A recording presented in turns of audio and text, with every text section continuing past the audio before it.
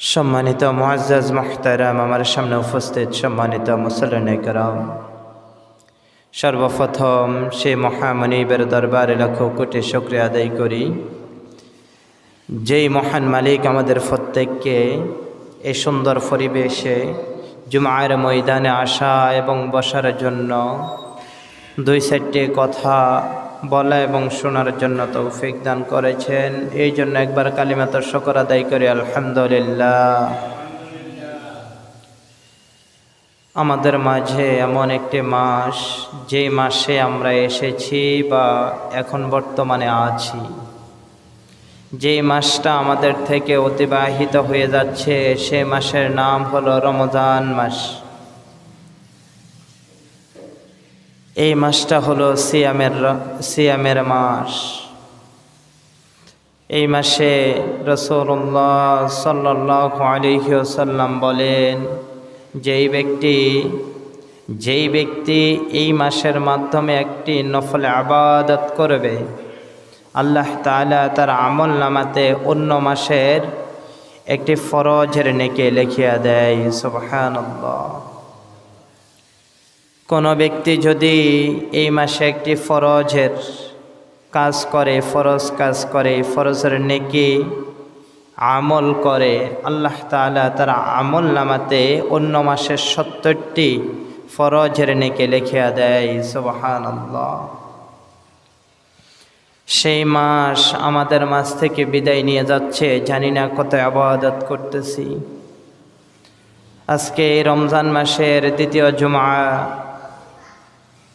মালিক আমাদেরকে সৃষ্টি করেছেন এবং একটা আয়াত আমাদেরকে বুঝিয়ে দিয়েছেন। আল্লাহ তাআলা নিজ মুখ থেকেই আমাদেরকে বলতেছেন, ওমা খলাকতুল জিন্না ওয়াল ইনসা ইল্লা লিয়াবুদুন। হে মানুষেরা, তোমাদেরকে আমি সৃষ্টি করেছি, হে বান্দারা, তোমাদেরকে সৃষ্টি করেছি আমার গোলামি করার জন্য। অথচ আজকে যে জুমার দিন, মাহে রমজান, রাসূলুল্লাহ সাল্লাল্লাহু আলাইহি ওয়াসাল্লাম বলেছেন, শাবান মাসে উনি সম্পূর্ণ কাজ করে ফেলতেন, যেন রমজান মাসে কোনো ক্ষতি না হয়, ইবাদতের মাধ্যমে যেন ক্ষতি না হয়, আমলের মাঝে যেন কোনো গাফেলাতি না হয়। রাসূলুল্লাহ সাল্লাল্লাহু আলাইহি ওয়াসাল্লাম এমনকি শাবান মাসে রোজা বেশি রাখতেন, নফল রোজা।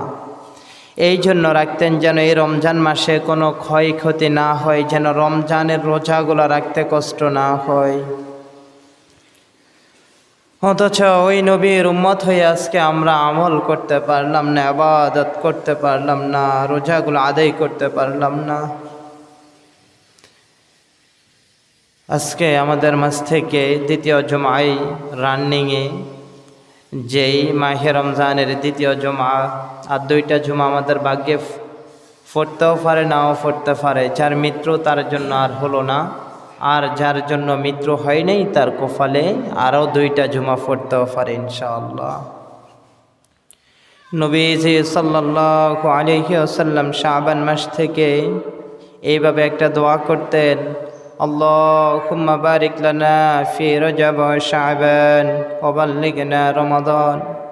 আল্লাহ, আপনি আমাকে যে হায়াত দিয়েছেন, আল্লাহ আপনি হায়াতের পরিবর্তে আরেকটা হায়াত দেন, যেন আমি এই মাহে রমজান আমার ভাগ্যে জুটে এবং ওই মাহে রমজানের রোজাগুলা ঠিকমতো আদায় করতে পারি। আল্লাহুম্মা বারিক লানা ফি রজব ওয়া শাবান ওয়া বাল্লিগনা রমাদান। নবীজি সাল্লাল্লাহু আলাইহি ওয়াসাল্লাম আল্লাহর কাছে পাওনা চাইতেন, দোয়া করতেন। নবীজি সাল্লাল্লাহু আলাইহি ওয়াসাল্লামের আজকে আমরা কয়েকটা জীবনী শুনব। মালিক যেন আমাকে এবং আপনাদেরকে এই কথাগুলা আমলের নিয়ত বোঝার তৌফিক দান করেন, আমিন। আপনারা একটু কথাবার্তা বলবেন, এসেছেন কিছু শোনার জন্য, নামাজ আদায় করার জন্য কিছু কথা বলবেন, যেন আমার থেকেও কিছু বলতে মনে চাই এবং আপনাদের থেকেও শুনতে মনে চাই। নবীজি সাল্লাল্লাহু আলাইহি ওয়াসাল্লাম, ওনার বাবার নাম ছিল আব্দুল্লাহ। নবীজি সাল্লাল্লাহু আলাইহি ওয়াসাল্লামের দাদার নাম ছিল আব্দুল মুত্তালিব। এই নবীজির দাদা যখন মক্কাতে থাকতেন, তখন ওই সময়তে তো এরকম ইসলাম ছিল না। ইসলাম কোথায় থেকে এসেছে আমরা আজকে জেনে নিব ইনশাআল্লাহ। আব্দুল মুত্তালিব যখন এই মক্কা নগরীতে বাস করতেন, এমতো অবস্থায় আব্দুল্লাহ দুনিয়াতে এসেছিল। এবার তখন আব্দুল্লাহ যখন উপযুক্ত হয়, এইভাবে উপযুক্ত হওয়ার পর নবীজি সাল্লাল্লাহু আলাইহি ওয়াসাল্লামের বাবাকে আব্দুল্লাহকে এইভাবে মক্কা নগরীর মেয়েরা ডিস্টার্ব দিত। এইভাবে নবীজির বাবার দিকে তাকিয়ে থাকতো, পাগল হয়ে যেত। এইভাবে মরিয়ম একজন মহিলার নাম ছিল, একটি মেয়ের নাম ছিল। তাওরাত এমন একটি কিতাব পড়েছিল, আর ওই তাওরাতের মাধ্যমে একটি কথা পড়েছিল যে উম্মতে মুহাম্মাদি এমন একজন ব্যক্তি দুনিয়ার বুকে আসবে, ওই ব্যক্তিকে আল্লাহ তাআলা আব্দুল্লাহর থেকে এইভাবে দুনিয়ার বুকে পাঠাইবেন। সুবহানাল্লাহ। এবার তখন ওই মরিয়ম কি করতেন, আব্দুল্লাহকে বলতেন, ও আব্দুল্লাহ, তুমি তোমার বাবাকে একটু বলো আমাকে তোমার থেকে বিয়ে দেওয়ার জন্য। এবার তখন এইভাবে আব্দুল্লাহ অনেক লাজুক ছিলেন এবং আব্দুল্লাহর বাবা অনেক লাজুক ছিলেন আব্দুল মুত্তালিব। আব্দুল মুত্তালিব কি করতেন, এইভাবে লজ্জায় আর রাস্তাঘাটে হাঁটতে পারতেন না, চলতে পারতেন না। অথচ নবীজির দাদা এইভাবে কি করলেন, আব্দুল্লাহকে নিয়ে ভীষণ একটি বিপদে পড়ে গেছে। যেই আব্দুল্লাহকে মেয়েরা খুব ডিস্টার্ব করতেন। আব্দুল্লাহর জন্য মক্কা নগরীর যত মেয়ে ছিল সমস্ত মেয়েরা পাগল ছিলেন যে আব্দুল্লাহর থেকে একজন ব্যক্তি আসবেন, জেনার স্ত্রী হতে পারলে সারা বিশ্বের সমস্ত উম্মতে মুহাম্মাদির মা হবে তিনি। এই জন্য সমস্ত মেয়েরা পাগল ফাড়া হয়ে গেলেন। এবার তখন নবীজির দাদা আব্দুল্লাহকে নিয়ে ভীষণ বিপদে পড়ে গেলেন। আর তখন এইভাবে তার একজন বন্ধু ছিলেন মদিনায়। এবার নবীজি সাল্লাল্লাহু আলাইহি ওয়াসাল্লামের দাদা আব্দুল মুত্তালিব আব্দুল্লাহকে নিয়ে ভীষণ বিপদে পড়িয়া, এবং এইভাবে একদিন যখন গভীর রজনী হয়ে আসছে, আব্দুল্লাহকে নিয়ে মদিনায় চলে গেলেন। আব্দুল্লাহকে নিয়ে বিপদে পড়ে গেছেন এবং আব্দুল্লাহকে নিয়ে মদিনায় চলে গেছে। এবার মদিনায় যখন চলে যায়, তার একজন বন্ধু ছিলেন, বন্ধুকে আগে বলা হয়েছিল, বন্ধু তোমার একটা মেয়ে আছে, সুন্দরী মেয়ে, নম্র ভদ্র মেয়ে, ওই মেয়েটাকে কারো কাছ থেকে বিয়ে দিও না, বিয়ে দেওয়ার সময় আমার সাথে পরামর্শ করিও, বন্ধুকে বলতেছেন।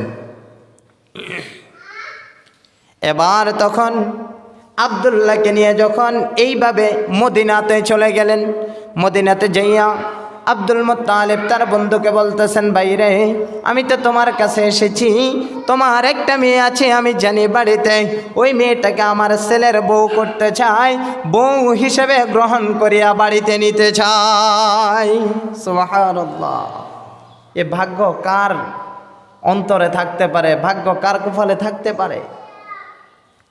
এবার তখন আব্দুল মুত্তালিব তার সাথে আগেই পরামর্শ ছিলেন, মেয়েটা বিয়ে দেওয়ার সময় আমার সাথে কথাবার্তা বলে দিও। এবার এখন আব্দুল্লাহর বাবা আব্দুল মুত্তালিব যেইখানে বলেছেন যে তোমার মেয়েটা আমার ছেলের থেকে দিয়ে দাও বিয়ে, আমি তোমার মেয়েকে পুত্রবধূ করেই এ মদিনা থেকে মক্কাতে যাব।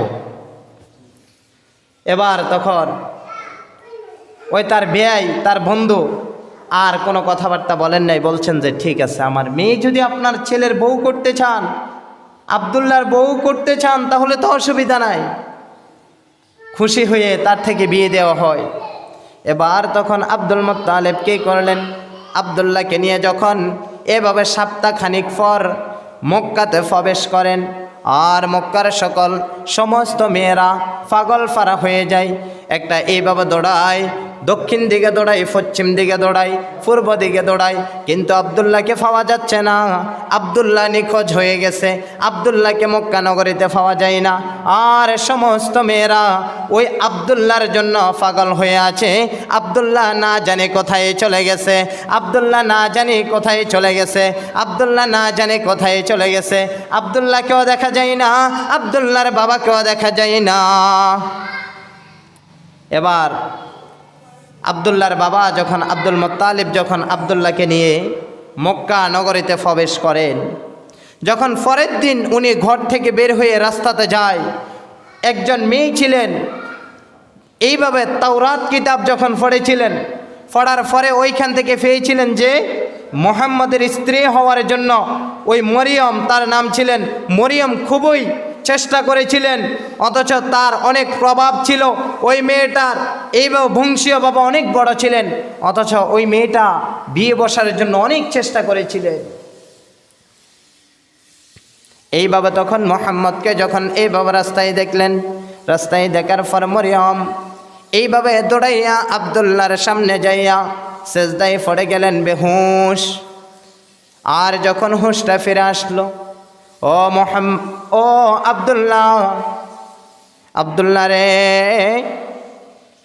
তোমাকে অনেক দিন পর্যন্ত দেখা যায় না, তোমার চেহারাটা অন্যরকম হয়ে আছে, নিশ্চয়ই তুমি বিয়ে করছো। এবার তখন আব্দুল্লাহ বলতেছেন, আমি বিয়ে করছি। বলছে কোথায়? বলল, আমি তো মদিনাতে বিয়ে করছিলাম। কাকে বিয়ে করেছ? আমেনা, আমাদের আম্মা জান আমেনা। এবার তখন ওই আব্দুল্লাহ তাকে বলতেছেন কি হয়েছে? বলল যে দেখো আব্দুল্লাহ, আমি তোমার থেকে বিয়ে বসার জন্য অনেক চেষ্টা করেছিলাম। ওই মরিয়ম বলতেছেন, আমি তোমার স্ত্রী হওয়ার জন্য অনেক চেষ্টা করেছিলাম, কিন্তু আমার ভাগ্যে জোটে নাই। আর ওই তাওরাত কিতাবের মাধ্যমে পড়েছিলাম তোমার যেই ব্যক্তি স্ত্রী হবে এবং তোমার কপালের মাধ্যমে একটা নূরে মুহাম্মাদের মুকুট রয়েছে, আর এই মুকুটটা যার ফেটের মাধ্যমে যাবে, ওই ফেট থেকে যেই সন্তান ভূমিষ্ঠ হবে, ওই ব্যক্তি এমন ব্যক্তি হবে পৃথিবীর বুকে সমস্ত ব্যক্তি তাকে চিনতে পারবে। সুবহানাল্লাহ। এবার তখন আব্দুল্লাহ বলতেছেন, দেখো আমার বাবা বিয়েটা করাইছে, এখানে তার কোনো অসুবিধা নাই। তখন মরিয়ম বলতেছেন, আব্দুল্লাহ, একদিন তোমার বাবা মক্কা নগরীতে জবাই করার জন্য গেছিল, তোমার মতো আব্দুল্লাহকে জবাই করার জন্য গেছিল তরবারি নিয়ে, আর আমি 80টা মেয়ে নিয়ে এই তরবারিকে আমি নিষেধ করেছি, তোমাকে জবাই করার জন্য নিষেধ করেছিলাম, তোমার মতো ব্যক্তিকে হত্যা করার জন্য দিই নাই। আমি সেই লিডার, আমি সেই মহিলাটা, আমি সেই মেয়েটা মরিয়ম, আমাকে যারা শ্রদ্ধা করত, আমাকে যারা লিডার হিসেবে দাবি করত, অথচ তোমার মতো আব্দুল্লাহকে আমি জবাই করতে দিই নাই, অথচ তোমার স্ত্রী হতে পারলাম না। আমি তোমাকে ওয়াদা দিলাম, এই দুনিয়াতে আর কখনো যদি আমি দুনিয়াতে বেঁচে থাকি, আর কখনো আমি স্বামী গ্রহণ করব না। এবার তখন আব্দুল্লাহর যখন বিয়ের পর কোনো কোনো হাদিস থেকে বর্ণনা 2 মাস, অথবা কোনো কোনো হাদিস থেকে 6 মাস, 2 বা 6 কথাটা কিন্তু তাহকিক আছে, এই জন্য শিওর দি কোনো ব্যক্তি কথা বলতে পারলো না। 2 মাস অথবা 6 মাস যখন রানিং হয়, তার এ আমেনার ফেটে যখন বাচ্চা আসে, এবার তখন 2 মাস অথবা 6 মাস অবস্থায় আব্দুল্লাহ দুনিয়ার বুক থেকে বিদায় নেয়। সবাই বলে ইন্না লিল্লাহি ওয়া ইন্না ইলাইহি রাজিউন। এবার আব্দুল্লাহ যখন দুনিয়ার বুক থেকে বিদায় নিয়ে যায়, অথচ আমেনা এইভাবে যখন রাস্তা দিয়ে হাঁটতো, তার থেকে এক ধরনের একটা সুগন্ধি আসতো, ঘ্রাণ করাইতো। আমরা তো এখন বিভিন্ন আতরগুলা ব্যবহার করি, বিভিন্ন আমরা বডি স্প্রে ব্যবহার করি, বডি স্প্রে ব্যবহার না করলে, আতর ব্যবহার না করলে এভাবে শরীর থেকে এক ধরনের দুর্গন্ধ আসে। অথচ এ আমেনা কখনো ওই সময়তে কোনো সুগন্ধি ব্যবহার করতেন না। তখন আব্দুল মুত্তালিব তার স্ত্রীকে বলতেছে, দেখো তোমার পুত্রবধূ আমেনা যখন রাস্তা দিয়ে হাঁটে, তার থেকে এক ধরনের একটা ঘ্রাণ আসে, অথচ এই মক্কা নগরীর যুবকরা আমাকে বলতেছেন এবং আমার মান সম্মান সব কিছু বিলিয়ে দিচ্ছেন যে আব্দুল মুত্তালিবের একটা পুত্রবধূ আছে, তার স্বামী মৃত্যুবরণ করেছে, এখন এই জন্য এক একটা সুগন্ধি ব্যবহার করিয়া রাস্তা দিয়ে হাঁটতেছে, মানে বিভিন্ন ছেলেদেরকে পাগল করার জন্য। এবার তখন এইভাবে আব্দুল্লাহর মা তখন চিন্তা করলো, কিরে আমার স্বামী যেই কথা বলতেছেন, আব্দুল মুত্তালিবের স্ত্রী বলতেছেন আমার স্বামী যেই কথাটা বলতেছেন, আমিও তো চাইছিলাম এই কথাটা বলার জন্য, বউ যেইখান দিয়ে যায় ওইখান দিয়ে এক ধরনের একটা ঘ্রাণ আসে। এবার তখন আব্দুল্লাহর মা কী করলেন, আব্দুল্লাহর স্ত্রীকে ডাক দিলেন, আমেনা এদিকে আসো। তখন বললেন, আম্মা বলেন। বলল যে তুমি এক ধরনের সুগন্ধি ব্যবহার করো, রাস্তাতে গেলে তোমার থেকে ঘ্রাণ করায় এবং তুমি যেইখানে যাও সেইখানে ঘ্রাণ করায়। তখন আমেনা আর কিছু বলেন নাই, তার শাশুড়িকে আর কিছু বলেন নাই, আম্মা এদিকে আসেন। বলল হ্যাঁ। এবার তখন আম্মাকে নিয়ে তার শাশুড়িকে যখন বাথরুমে গেলেন, বললেন যে দেখেন এখান থেকে এক ধরনের সুগন্ধি আসে কিনা। বলল হ্যাঁ। এবার তখন বলল যে চলেন পুকুর ফাড়ে যাই। পুকুর ফাড়েও একই অবস্থা, যেইখানে যাই, রুমে যাই, যেইখানে যাই সেইখান থেকে এক ধরনের সুগন্ধি বের হয়। এবার তখন এইভাবে আব্দুল্লাহর মা তখন বলতেছেন, তোমার থেকে এই ধরনের কি যেন সুগন্ধি বের হতেছে, কেন, এটা কিভাবে সম্ভব? তখন বলছেন যে মাগো, মূলত আমি কোনো সুগন্ধি ব্যবহার করি না, সুগন্ধি মাখি না, আমার ফ্যাট থেকে এক ধরনের সুগন্ধি আসে। সবাই বলে সুবহানাল্লাহ। তার ফ্যাট থেকে এক ধরনের সুগন্ধি বের হয়, আমিনার ফ্যাট থেকে। অথচ ওই আমিনার ফ্যাট থেকে যখন সুগন্ধি বের হতো, বিভিন্ন মক্কা নগরের মানুষগুলা কুসংস্কার কথাগুলা এভাবে প্রচারণা করত যে আব্দুল্লাহ এইভাবে আব্দুল্লাহরে বিয়ে করাইছে, আর অথচ আব্দুল্লাহ দুনিয়ার বুক থেকে বিদায় নিয়ে গেছে, মারা গেছে, অথচ আমেনা কি করে, সুগন্ধি ব্যবহার করিয়া রাস্তা রাস্তা হাঁটে। তবে আসলেই না, এটা গুজব, কান কথা। তখন এইভাবে নবীজি সাল্লাল্লাহু আলাইহি ওয়াসাল্লামের দাদি বলল যে ঠিক আছে, তুমি আজ থেকে ঘর থেকে বের হইও না, আজ থেকে ঘর থেকে বের হইও না, ঘরে থাকবা, যেন তোমার থেকে এই ধরনের সুগন্ধি বের হয় না, তুমি আর ঘর থেকে বের হতে পারবা না। অথচ আমেনা এবাও ঘর থেকে বের হতেন না। যখন দুনিয়ার বুকে নবীজি সাল্লাল্লাহু আলাইহি ওয়াসাল্লাম আসেন, যখন আমাদের সন্তানরা দুনিয়াতে আসেন তাদেরকে খতনা করাইতে হয়, অথচ নবীজি সাল্লাল্লাহু আলাইহি ওয়াসাল্লামকে খতনা করা লাগে নাই। সেই নবীর উম্মত আমরা, সেই নবীর উম্মত। অথচ নবীজি সাল্লাল্লাহু আলাইহি ওয়াসাল্লামের বয়স ছিলেন তিন ভাগে ভাগ করা হয়েছে। কয় ভাগে বলেন তো? 3 ভাগে ভাগ করা হয়েছে। এক ভাগ 40 বছর। যখন 40 বছর তার বয়স হয়, এর মাঝে সব কিছু আল্লাহ তাআলা ঘটনাগুলা গঠাই রাখছে, সবগুলা তৈয়ার করে রাখছে, কিন্তু কাউকে বুঝতে দেন নাই। নবীজি সাল্লাল্লাহু আলাইহি ওয়াসাল্লামকে আল আমিন বলে স্বীকার করতেন, বিশ্বাস করতেন, নবীজিকে অনেক বিশ্বাস করতেন। কাফের, বেঈমান, মুশরিক প্রত্যেকেই বিশ্বাস করতেন। আর যখন 40 বছর শেষ হয়, তার দ্বিতীয় জিন্দিগি এইভাবে 13 বছর।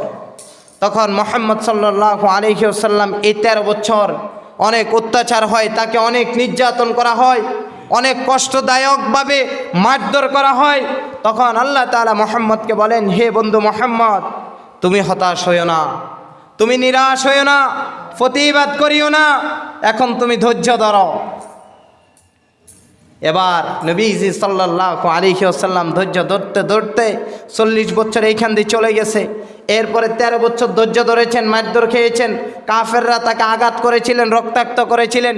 এবার তখন পরে যখন 10 বছর বয়স হয়, মানে এইভাবে 53 বছর শেষ, আর পরে 10 বছর যখন আসে, 63 বছর তার জিন্দিগি। এই 63 বছরকে 3 ভাগে ভাগ করা হয়েছে। এবার 10 বছর যখন আসতেছে, 13 বছর শেষ, মারধর খেয়েছে, অনেক কষ্ট করেছে।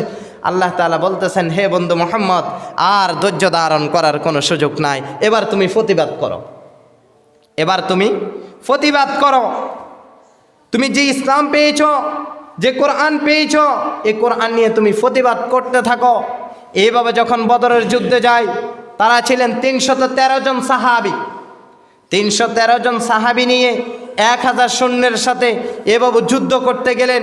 আল্লাহ তাআলা বলতেছেন, মুহাম্মদ তুমি যতই বার যাও না কেন, যতগুলা তুমি যুদ্ধ করো না কেন, সম্পূর্ণ যুদ্ধে আমি তোমাকে বিজয় করে দিব ইনশাআল্লাহ। সবগুলা যুদ্ধতে তিনি বিজয় লাভ করে এসেছেন। অথচ ওই মুহাম্মদের উম্মত হয়ে আজকে আমরা প্রতিবাদ করতে পারলাম না। এবার তখন আল্লাহ তাআলা মুহাম্মদ সাল্লাল্লাহু আলাইহি ওয়াসাল্লামকে মেরাজের রাত্রে এইভাবে তার কাছে নেয়। মুহাম্মদ সাল্লাল্লাহু আলাইহি ওয়াসাল্লামকে যখন মেরাজের রাত্রে আল্লাহর সাথে সাক্ষাৎ করবেন, বন্ধুর সাথে আজকে সাক্ষাৎ করবেন, বন্ধুকে কিছু উপহার দিবেন, পুরস্কার দিবেন। আচ্ছা বলেন, আমি যখন এক বাড়িতে যাব, তার বাড়িতে কি খালি হাতে যাওয়া যায় না? হাতে কিছু তো নিতে হয়। মেহমান যদি যায়, আমরা তো কিছু না কিছু নিয়ে যাই। আবার আপনারা বলবেন হুজুররা তো নেয় না। হ্যাঁ ঠিক আছে, হুজুররা নেয় না, তারপরে আপনারা তো যাইতে কিছু হলেও নেন। এবার মুহাম্মদ সাল্লাল্লাহু আলাইহি ওয়াসাল্লাম যখন সিদরাতুল মুনতাহায় আল্লাহ তাআলার সাথে সাক্ষাৎ করতেছেন, সাক্ষাৎ সম্পূর্ণ শেষ। জিবরাইল আমিন তাকে নিয়ে সিদরাতুল মুনতাহা পর্যন্ত গিয়েছিলেন। অথচ এর মাঝে অনেক জান্নাত জাহান্নাম অনেক কিছু দেখেছিলেন। এইগুলো অনেক লম্বা ঘটনা। এবার তখন মুহাম্মদ সাল্লাল্লাহু আলাইহি ওয়াসাল্লামকে আসার সময় এইভাবে 50 ওয়াক্ত নামাজ দিয়েছিলেন। কয় ওয়াক্ত নামাজ? 50 ওয়াক্ত নামাজ। মুহাম্মদ সাল্লাল্লাহু আলাইহি ওয়াসাল্লাম এসেছেন, আসার পরে চিন্তা করলেন না, পারবে না, আমার উম্মত 50 ওয়াক্ত নামাজ পড়তে পারবে না। এভাবে কমাইতে কমাইতে কমাইতে কমাইতে অবশেষে 5 ওয়াক্ত নামাজ আল্লাহ তাআলা মঞ্জুর করেছেন এবং পুরস্কার এবং উপহার দিয়েছেন 5 ওয়াক্ত নামাজ। কয় ওয়াক্ত নামাজ? 5 ওয়াক্ত নামাজ। এবার তখন নবীজি সাল্লাল্লাহু আলাইহি ওয়াসাল্লাম যখন আসলেন, আবার চিন্তা করলেন আমার উম্মতরা কি 5 ওয়াক্ত নামাজ পড়তে পারবে কিনা, না আবার যাই দেখি। তখন চিন্তা করলেন না, এবার যদি আল্লাহর কাছে যাই, আমার বন্ধুর কাছে যাই, নিজ থেকে অলজ্জা লাগে। 5 ওয়াক্ত দিয়েছেন, কোথায় 50 ওয়াক্ত ছিলেন, না আর কমাইব না, আমার উম্মতরা 5 ওয়াক্ত নামাজ পড়তে পারবে। অথচ ওই মুহাম্মদের উম্মতরা 5 ওয়াক্ত নামাজ কয়জন পড়তে পারলো? মিফতাহুল জান্নাতিস সালাহ। নবীজি সাল্লাল্লাহু আলাইহি ওয়াসাল্লাম বলেন, এই যে জান্নাতে তোমরা প্রবেশ করতে চাও এবং জাহান্নাম থেকে বিরত থাকতে চাও, যদি জান্নাতে প্রবেশ করতে চাও তাহলে একটা চাবি ব্যবস্থা করো। এইভাবে যখন আপনার ঘরের মাধ্যমে তালা মারবেন, গেট লক করবেন, তখন চাবি ছাড়া আপনি ঘরে প্রবেশ করতে পারবেন না। যেই ব্যক্তির কাছে চাবি থাকবে ওই ব্যক্তি প্রবেশ করতে পারবে, যেই ব্যক্তির কাছে চাবি থাকবে না ওই ব্যক্তি কোনো প্রকারে প্রবেশ করতে পারবে না। যদি টিনের ঘর হয় এইভাবে কাটি, অথবা যদি ওয়াল ঘর হয় হিং করে ঘরে প্রবেশ করতে পারবে। নবীজি সাল্লাল্লাহু আলাইহি ওয়াসাল্লাম বলেন, জান্নাতে কোনো প্রকারে হিং করি তো দূরের কথা, আল্লাহকে লেচ্ছা হেচ্ছা কথা বলিয়া, আল্লাহকে কোনো রকম ঘুষ, এইভাবে ফেরেশতাদেরকে ঘুষ দিয়া এবং বংশীয়ভাবে নেতামি অথবা জোরদারি রাহাজুরি সম্পদের ভয় সব কিছু দেখাইও আল্লাহর কাছে তারা বাঁচতে পারবে না। ওই ব্যক্তি যদি জাহান্নামী হয় তার জন্য জাহান্নামের দরজা খোলা, আর যদি জান্নাতি হয় দরজা খোলা হবে জান্নাতের। অথচ আমরা ওই মিফতাহুল জান্নাতিস সালাহ, নামাজ বেহেশতের চাবি, অথচ ওই যে বেহেশতের চাবিটা আমরা এখনো সংগ্রহ করতে পারলাম না। অবশ্যই লাগবে কি লাগবে না? অবশ্যই লাগবে। জান্নাতে যাইতে হলে একটা চাবি ব্যবস্থা করা লাগবে। এবার আসেন, যদি চাবি ব্যবস্থা করতে হয়, এই নামাজ আপনি পরিপূর্ণ 5 ওয়াক্ত নামাজ সহি নিয়তে সহিভাবে 5 ওয়াক্ত নামাজ পড়া লাগবে, যেন নামাজের ভিতরে কোনো ভুল ভ্রান্তি না থাকে। নবীজি সাল্লাল্লাহু আলাইহি ওয়াসাল্লাম বলেন, যেই একটা মজমাতে যখন বসেছিলেন, সাহাবীরা জিজ্ঞেস করতেছে, ইয়া রাসূলুল্লাহ, ইয়া হাবিবাল্লাহ, বুঝেছি আপনি বলেছেন মিফতাহুল জান্নাতিস সালাহ, নামাজ বেহেশতের চাবি, যদি বেহেশতের চাবি যদি নামাজ হয়, নামাজের কোনো চাবিকাঠি আছে কিনা? তখন বলে যে হ্যাঁ আছে। বলল যে কি বলেন তো? তখন বলল অজু, অজু পরিপূর্ণ করা লাগবে। এবার নবীজি সাল্লাল্লাহু আলাইহি ওয়াসাল্লামকে আরেক সাহাবী প্রশ্ন করতেছে, ইয়া রাসূলুল্লাহ, ইয়া হাবিবাল্লাহ, বুঝলাম নামাজের চাবি অজু, অজুর চাবি কিছু আছে কিনা? বলল যে হ্যাঁ, অজুরও তো চাবি আছে। বলল কি? তখন বলতেছেন অজুর চাবি হলো পবিত্রতা। তুমি সম্পূর্ণভাবে পবিত্র থাকা লাগবে। যেমন নামাজ পড়তে যাও, ওইখানে মশলাটা যেন পবিত্র হয়। নামাজের জায়গাটা যেন পবিত্র হয়। সুদের টাকা, ঘুষের টাকা, ইয়াবার টাকা, যেন খারাপ কাজ থেকে লিপ্ত হয়ে যে টাকাগুলো সংগ্রহ করেছ, ওই টাকা দিয়ে তুমি একটা মুসল্লা কিনলা, ওই মুসল্লাতে হাজার না, লক্ষ না, কোটি কোটি নামাজ যদিও পড়ো, আল্লাহর দরবারে ওই নামাজ কবুল হবে না। তখন নবীজি সাল্লাল্লাহু আলাইহি ওয়াসাল্লামকে বলেন, ইয়া রাসূলুল্লাহ, ইয়া হাবিবাল্লাহ, পবিত্রতা কেমন? বলল যে হ্যাঁ, পবিত্রতা হলো ওইটা, যেমন তোমার হাত থেকে এবার ব্লাড বের হয়েছে, রক্ত। একজন পুরুষের হাত থেকে ব্লাড বের হতে পারে, রক্ত বের হতে পারে। এখন এমন একটা অবস্থা হয়ে গেছে, আমি হাতটাকে এইভাবে সিফে ধরে রাখলাম কিছুক্ষণ, এরপরেও ব্লাড বের হতেছে, রক্ত বের হতেছে। তখন আমি কি করলাম, এইভাবে আমি একটা কাপড় দিয়ে, একটা টুকরা দিয়ে বেঁধে ফেললাম। বাঁধার পর অজু করতে যাইতেছি। তখন এবার দেখলাম যে অজু করতে যাইয়া এটা তো খুলতে হবে, কারণ ভিতরে তো না ভিজলে অজুটা হবে না। আর এই যে কাপড়ের টুকরাটা আছে, এই কাপড়ের টুকরাটা তো এখন নাফাক, কারণ এখানে ব্লাড লাগানো আছে। অথচ দেখেন নবীজি সাল্লাল্লাহু আলাইহি ওয়াসাল্লাম কত সুন্দরভাবে বুঝিয়ে দিচ্ছেন। একজন সাহাবী বলতেছেন, ইয়া রাসূলুল্লাহ, ইয়া হাবিবাল্লাহ, অল্প কিছু ব্লাড উপর দিয়ে বের হবে, এটা তো ওযু ছুটে যাবে। আর চামড়ার ভিতরে যে ব্লাড আছে, ওই ব্লাড নিয়ে যে নামাজ পড়তে যাব, ওইখানে কি ওযু ভাঙবে না? তখন বলছেন যে আল্লাহ তাআলা তো তোমার একটা গঠন করে দিয়েছেন, তোমাকে তো একটা চেহারা দিয়েছেন, বডি ফিটনেস দিয়েছেন, তোমার একটা দেহ দিয়েছেন। আল্লাহ তাআলা যেইভাবে হুকুম করেছেন, এর বাহিরে আমার কোনো কথা বলার সুযোগ নাই। এবার নবীজি সাল্লাল্লাহু আলাইহি ওয়াসাল্লাম মাসালা বলছেন যে দেখো, যখন তোমার হাত থেকে ব্লাড বের হবে, ওযু করতে যাইবা, তখন এই কাপড়টাকে তুমি সরিয়ে ফেলবা। সরার পরে তোমার এখানে আরেকটা নতুন কাপড় দিয়ে তুমি বাঁধবা। বাঁধার পর দেখতেছ এই কাপড়টাও যদি আমি খুলতে যাই বা ভিজিতে যাই, তারপরেও তোমার ক্ষতি হবে। তাহলে তুমি কি করবা? তাহলে তুমি এইখানে তোমার করণীয় হচ্ছে, তুমি এইভাবে ফাঁক মাটি দিয়ে তায়াম্মুম করবা। কি করবা? তায়াম্মুম করবা। তারপরেও তুমি নামাজ তুমি লঙ্ঘন করতে পারবা না, নামাজের জন্য অজুহাত দিতে পারবা না। নবীজি সাল্লাল্লাহু আলাইহি ওয়াসাল্লামের কাছে এক সাহাবী এসে জিজ্ঞেস করতেছেন, ইয়া রাসূলুল্লাহ, ইয়া হাবিবাল্লাহ, আমি তো অন্ধ সাহাবী, আমি যদি বাড়িতে নামাজ পড়ে হবে কিনা? অথচ নবীজি সাল্লাল্লাহু আলাইহি ওয়াসাল্লাম বলেন, তুমি কি হাঁটতে পারো কিনা? তখন বলছেন, ইয়া রাসূলুল্লাহ, আমি তো হাঁটতে পারি। বলছেন যে তুমি বাড়িতে নামাজ পড়লে হবে না, মসজিদে আসিয়া নামাজ পড়তে হবে। অথচ ওই সাহাবী কি করলেন, স্ত্রীকে নিয়ে ফাড়ের রশি এইভাবে ফেসাইয়া একটা দরজার সাথে লাগাইলেন, আর একটা মসজিদের দরজার সাথে লাগাইলেন। অথচ ওই সাহাবী আসিয়া এইভাবে জামাতের সহিত নামাজ শেষ করলেন। রাসূল সাল্লাল্লাহু আলাইহি ওয়াসাল্লাম বলেন, অথচ এইভাবে কাল কিয়ামতের ময়দানে ওই ব্যক্তি সর্বপ্রথম জান্নাতে প্রবেশ করবেন, আমার অন্ধ সাহাবীরা। কারণ কি, এই সাহাবীরা অনেক কষ্ট করে নামাজ পড়ছে। এবার অজুটা আমরা করতে যাই, অজু আমরা ঠিক মতো করতে পারি না। সর্বপ্রথম হাতটাকে আপনি ধুইবেন, ধৌত করবেন, এইভাবে কোনু সহ ধুইতে হয়। এরপরে যখন কবজি সহ ধুইতে হয়, সর্বপ্রথম যখন আপনি কবজিটা ধুইবেন, ধোয়ার পরে আপনার দেখবেন কোনো অংশ কোনো প্রকারে ধৌত ঠিক মতো হয় নাই, এরকম যদি হয় তাহলে অজুটা হবে না। এরপরে আপনি কি করলেন, হাতটাকে খিলাল করলেন, আঙ্গুলগুলাকে এইভাবে ফার্স্ট আঙ্গুল টান দিলেন, এইভাবে বাম হাত ডান হাত এইভাবে যখন খিলাল করার পর আপনি কি করলেন, কুলি করলেন।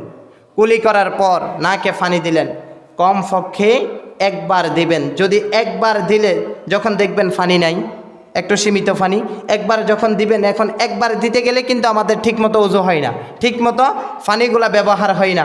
এই জন্য নবীজি সাল্লাল্লাহু আলাইহি ওয়াসাল্লাম বলেন 3 বার দিতে হয়। কয়বার দিতে হয়?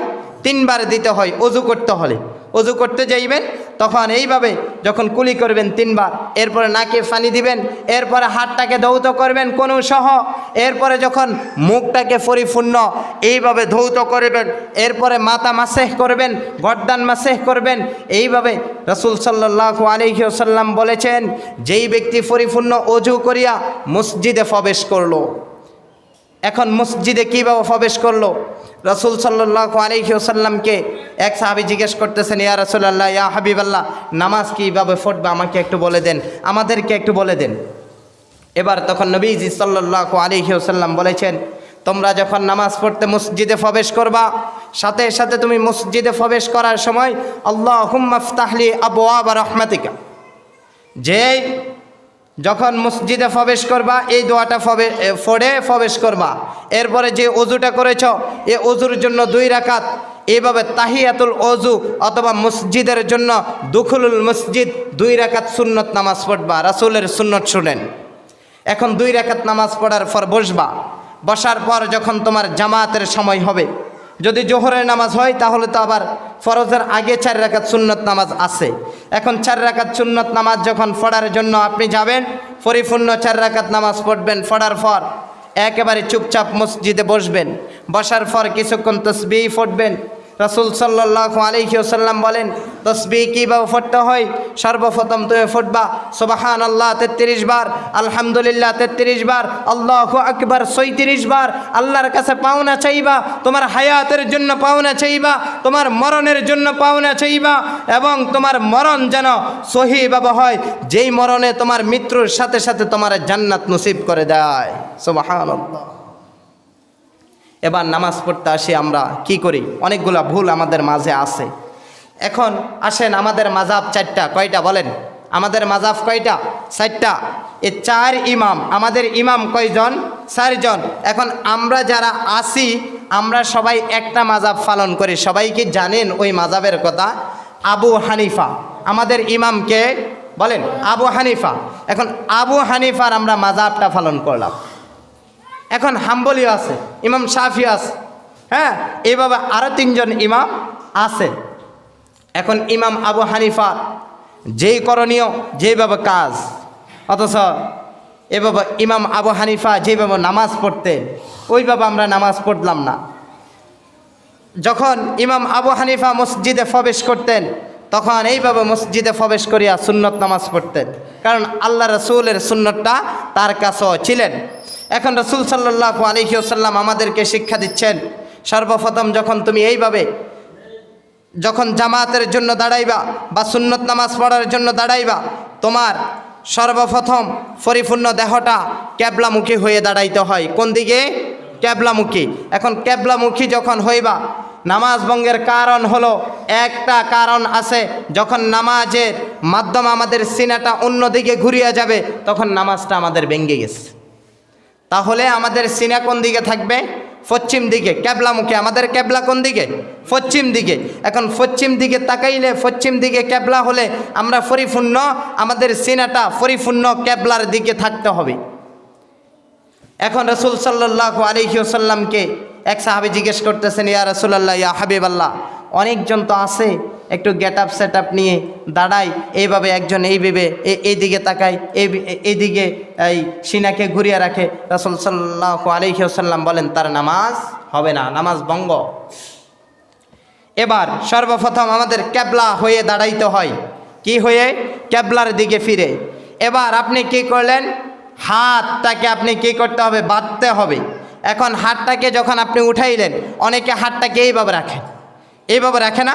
তবে হ্যাঁ, আপনাকে আমি বলি ইমাম আবু হানিফার মাযহাবে এইভাবে রাখতে হয়, হাতের আঙ্গুলগুলা ক্যাবলার দিকে থাকতে হয়। কোন দিকে? ক্যাবলার দিকে। আপনি যখন কানের লতি পর্যন্ত উঠাইবেন, অনেকে আছে উপরে উঠায়, এভাবে উঠাই, হবে, কোনো অসুবিধা নাই। আপনার এইভাবে ইমাম আবু হানিফার মোতাবেক যদি আপনি নামাজ পড়তে হয় তাহলে কানের লতিতে লাগাইতে হয়। হ্যাঁ, এভাবে যখন আপনি হাতটাকে রাখবেন, তারপরে আপনি হাতটাকে বাঁধবেন। বাঁধার সময় 3টা, এইভাবে 4টা মাযহাব না, 4টা মাযহাব থেকে আমরা যেই মাযহাব ইমাম আবু হানিফার, এইভাবে বাঁধতে হয়, এভাবে রাখতে হয়, এভাবে হয়, এরপরে হাত ছাড়িয়েও নামাজ হয়। আমি বলবো না যে হাত বেশ কম করলে নামাজ হবে না, ওই কথা না। আপনি হাতটাকে বাঁধবেন কিভাবে? নাভির নিচে। পুরুষদের জন্য কোথায়? নাভির নিচে। এবং মহিলাদের জন্য হাত উঠবে কাঁধ পর্যন্ত। মহিলাদের জন্য কোথায়? কাঁধ পর্যন্ত। এবং তাদের হাতটাকে বাঁধবে, হাতটাকে রাখবে তারা এবং বুকের উপর রাখবে। আর এইভাবে পুরুষদের জন্য নাভির নিচে বাঁধবে, পুরুষরা বাঁধবে আর নারীরা হাত রাখবে একটার উপর আরেকটা, বাম হাতের উপর ডান হাত রাখবে, আর পুরুষরা বাম হাতের উপর ডান হাত দিয়ে এভাবে বাঁধবে। 3টা আঙ্গুল উপরে থাকবে, 2টা আঙ্গুল দিয়ে ফেঁস মারবে। এটা হলো আবু হানিফার সিস্টেম, যেটা ক্যাটাগরি। এখন আমরা তো অনেক সিস্টেমে নামাজ পড়ি। এরপরে আপনি কি করলেন, যখন হাতটাকে বাঁধলেন এইভাবে, নাভির নিচে অনেকজন এইভাবেও রাখে, এইভাবেও বাঁধে, তবে নামাজ হবে, কোনো অসুবিধা নাই। আপনি ইমাম আবু হানিফার আপনি মাযহাব মানলেন, আবার ইমাম শাফির মাযহাব কেন মানতে গেলেন? আমার প্রশ্ন জাগে, এটা বিভ্রান্তি করেন কেন?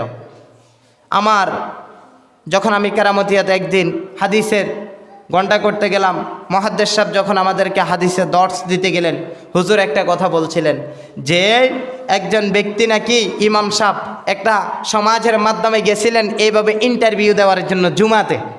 এখন জুমাতে ইন্টারভিউ শেষে একটা মিলাদ ফড়াইবে। কি ফড়াইবে? মিলাদ ফড়াবে। এখন মিলাদ ফড়াইতে গিয়ে ওইখানে মিলাদ ফড়াইতে হলে কিয়াম করতে হয়, দাঁড়িয়ে মিলাদ পড়তে হয়। এখন ওই লোকটা কি করলেন, মিলাদ কিয়াম করলো না। এখন এরা কি করলেন, যে তাকে বললেন যে হুজুর আমাদের এইখানে তো মিলাদ কিয়াম করতে হয়। বললেন যে না, এটা তো কোনো শরীয়তে নাই, মাসনা মাসাইলে নাই, নবীজির কোনো হাদিসের মাধ্যমে নাই, না আমি মিলাদ কিয়াম করতে পারবো না। ওই ব্যক্তিকে ধরে চুলটাকে ছাঁচি, তারপর আলকাতরা লাগাই দিচ্ছে। এখন উনি যাই ওনার ওস্তাদকে বলছেন, হুজুর আমি তো অমুকখানে ইন্টারভিউ দিতে গেলাম, ওনারা আমাকে যেভাবে অপমান করছে। এখন বলল যে কি করছে?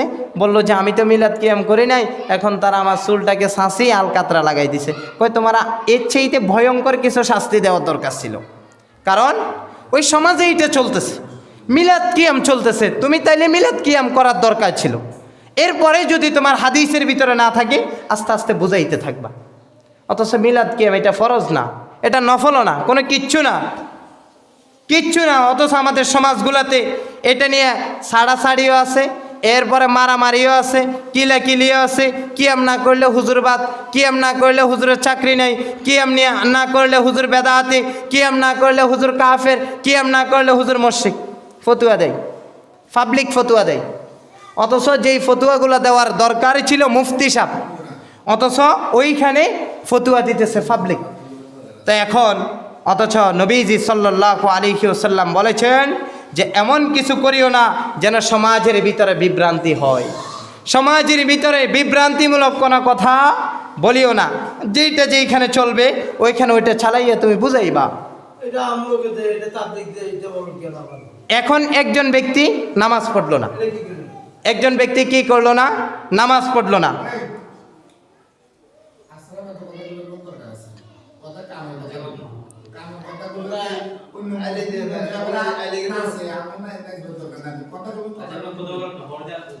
এখন নামাজ যদি কোনো ব্যক্তি না পড়ে, এখন আমি কি করলাম, তাকে বাঁধিয়ে আনলাম, বাঁধার পরে তাকে নামাজ পড়ার জন্য অনেক জবরদস্তি করে নামাজ পড়াইলাম। ইসলাম বলতেছেন তাকে জবরদস্তি করিও না, তাকে তুমি বুঝাইতে থাকো, তাকে বুঝাইতে থাকো। সর্বোচ্চ পরিমাণ যদি তার ভিতর বুঝ আসে তখন তিনি নামাজ পড়বে। কখনো ইসলাম জবরদস্তি করে কোনো কিছু করতে বলে না। এখন এইভাবে আপনি যখন হাতটা বাঁধলেন তাহলে নাভির নিচে বাঁধবেন এবং কবজিতে বাঁধবেন। হ্যাঁ, সর্বপ্রথম করণীয় হলো এইটা। এরপরে দ্বিতীয় নাম্বারে যখন আপনি দাঁড়াইবেন, এই যে সর্বপ্রথম আমরা দাঁড়াইতে যাই, দাঁড়াইতে গেলে আমাদের ফাঁগুলা এক একজনের ফাঁ এইভাবে মেলা থাকে, এক একজনের ফাঁ এইভাবে।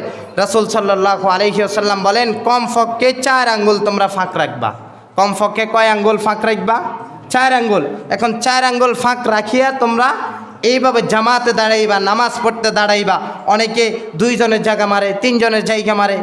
বা নবীজি সাল্লাল্লাহু আলাইহি ওয়াসাল্লাম বলেছেন যদি তিনি স্বাস্থ্যবান ব্যক্তি হয় তার শরীরের জন্য যেই জায়গা প্রয়োজন ওই পরিমাণ জায়গা রাখিয়া দাঁড়াইতে হবে।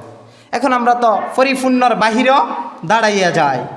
এখন এরপরে করণীয় হলো আমাদের সূরা কীভাবে পড়ব, সানা পড়তে হবে। হাত বাঁধার পর সানা সুবহানাকাল্লাহুম্মা ওয়া বিহামদিকা ওয়া তাবারাকা ইসমুকা ওয়া তাআলা জাদ্দুকা ওয়া লা ইলাহা গায়রুকা আউযু বিল্লাহি মিনাশ শাইতানির রাজীম বিসমিল্লাহির রহমানির রহিম আলহামদুলিল্লাহি রাব্বিল আলামিন আর রহমানির রহিম মালিকি ইয়াউমিদ্দিন ইয়াকা না'বুদু ওয়া ইয়াকা নাস্তাঈন ইহদিনাস সিরাতাল মুস্তাকিম সিরাতাল লাযিনা আন'আমতা আলাইহিম গায়রিল মাগদুবি আলাইহিম ওয়ালাদ-দাল্লিন।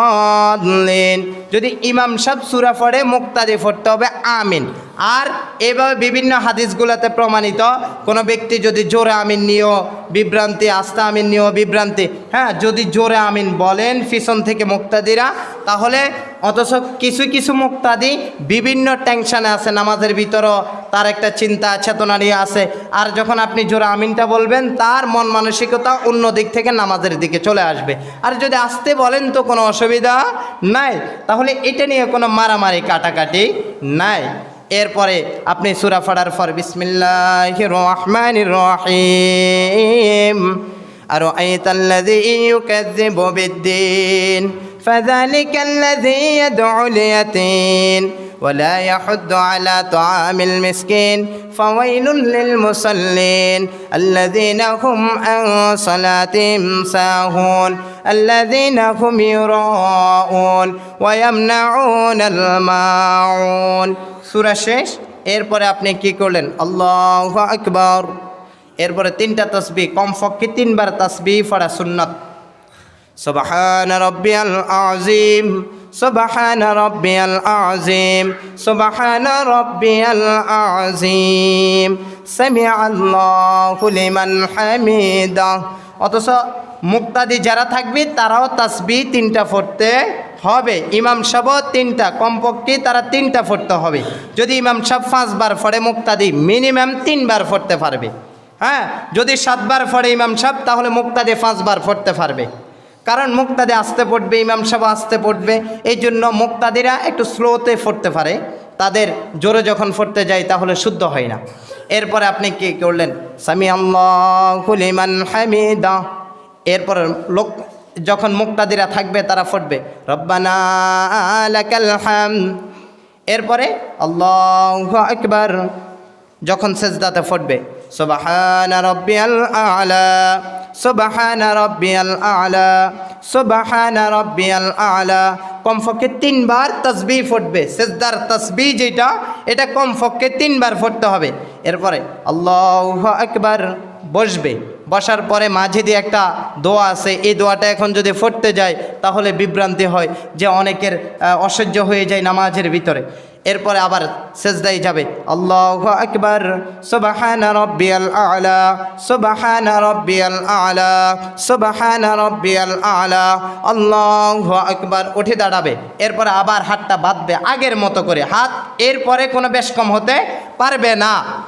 এরপরে পড়বে বিসমিল্লাহির রহমানির রহিম আলহামদুলিল্লাহি রাব্বিল আলামিন আর রহমানির রহিম মালিকি ইয়াউমিদ্দিন ইয়্যাকা না'বুদু ওয়া ইয়্যাকা নাস্তাঈন ইহদিনাস সিরাতাল মুস্তাকিম সিরাতাল লাযিনা আন'আমতা আলাইহিম গায়রিল মাগদুবি আলাইহিম ওয়ালাদ-দাল্লিন।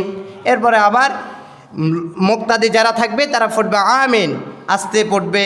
এরপরে পড়বে যে বিসমিল্লাহির রহমানির রহিম ইন্না আ'তাইনাকাল কাউসার ফাসাল্লি লিরাব্বিকা ওয়ানহার ইন্না শানিয়াকা হুয়াল আবতার। আল্লাহু আকবার। সুবহানা রাব্বিয়াল আযীম, সুবহানা রাব্বিয়াল আযীম, সুবহানা রাব্বিয়াল আযীম, সামিআল্লাহু লিমান হামিদা, রব্বানা লাকাল হামদ। আল্লাহু আকবার। সুবহানা রাব্বিয়াল আ'লা, সুবহানা রাব্বিয়াল আ'লা, সুবহানা রাব্বিয়াল আ'লা, আল্লাহু আকবার। এরপরে আবার আল্লাহু আকবার, আবার সেজদায় পড়বে, আবার সেজদা তাসবিহ পড়বে সুবহানা রাব্বিয়াল আ'লা, সুবহানা রাব্বিয়াল আ'লা, সুবহানা রাব্বিয়াল আ'লা, আল্লাহু আকবার। আত-তাহিয়াতু লিল্লাহি ওয়াস সালাওয়াতু ওয়াত-তাইয়্যিবাত। আসসালামু আলাইকা আইয়ুহান নবী ওয়া রাহমাতুল্লাহি ওয়া বারাকাতুহু। আসসালামু আলাইনা ওয়া আলা ইবাদিল্লাহিস সালিহিন। আশহাদু আল লা ইলাহা ইল্লাল্লাহু ওয়া আশহাদু আন্না মুহাম্মাদান আবদুহু ওয়া রাসূলুহু। আল্লাহুম্মা সাল্লি আলা محمد وعلى آل محمد كما صليت على إبراهيم وعلى آل إبراهيم إنك حميد مجيد. اللهم بارك على محمد وعلى آل محمد كما باركت على إبراهيم وعلى آل إبراهيم إنك حميد مجيد اللهم إني ظلمت نفسي ظلما كثيرا ولا يغفر الذنوب إلا أنت فاغفر لي مغفرة من عندك وارحمني إنك أنت الغفور الرحيم السلام عليكم ورحمة الله ইসলামের ভিতরে আমাদের অনেক বিভ্রান্তি সালাম যখন ফিরাই তখন সালামটা আমরা এইভাবে ডান দিকে যখন ফিরাবো ডান দিকে কোনো কিছুর দিকে না তাকিয়ে সিনার দিকে তাকিয়ে রাসূল সাল্লাল্লাহু আলাইহি ওয়াসাল্লামের সুন্নাত হলো সিনার দিকে তাকানো এরপরে বাম দিকে আসসালামু আলাইকুম ওয়া রাহমাতুল্লাহ এইভাবে সিনার দিকে তাকাবেন এরপরে যখন আমরা বৈঠকে বসি তখন আমাদের হাতটা এইভাবে হাঁটু পর্যন্ত হাতের আঙ্গুলগুলো সোজা থাকবে অথচ অনেকের হাতটা এইভাবে থাকে বিভিন্ন সিস্টেমে তারা রাখে তবে রাসূল সাল্লাল্লাহু আলাইহি ওয়াসাল্লামের সুন্নাত এইভাবে না অনেকে নামাজ পড়তে আসে নামাজটা ঠিক মতো পড়লো না এরপরে তারা চেহারা দেখানোর জন্য নামাজটা কোনো রকম পড়ে চলে গেলেন অথচ রাসূল সাল্লাল্লাহু আলাইহি ওয়াসাল্লাম বলেন উনি যখন শাবান মাসে যখন সিজদাতে পড়তেন এভাবে কাফেরগুলা কি করতেন নারী বুড়িগুলা তার এইভাবে ফিটের উপরে দিয়ে চলে আসতেন অথচ মুহাম্মদ সাল্লাল্লাহু আলাইহি ওয়াসাল্লাম অনেক কষ্ট পাইতেন কাউকে বুঝতে দিতেন না আল্লাহ তাআলা যেন আমাদের প্রত্যেককে এভাবে রাসূল সাল্লাল্লাহু আলাইহি ওয়াসাল্লামের দেওয়া যেই পুরস্কারটা পেয়েছেন উপহারটা আল্লাহর পক্ষ থেকে পেয়েছেন যেটা পেয়ে আমাদের জন্য রেখে গেলেন যে কোরআনটা রেখে গেলেন আল্লাহ তাআলা যেন আমাদের প্রত্যেককে এইগুলাকে ঠিকমতো আমলের নিয়তে আমল করার জন্য তৌফিক দান করেন সকলে বলি আমিন।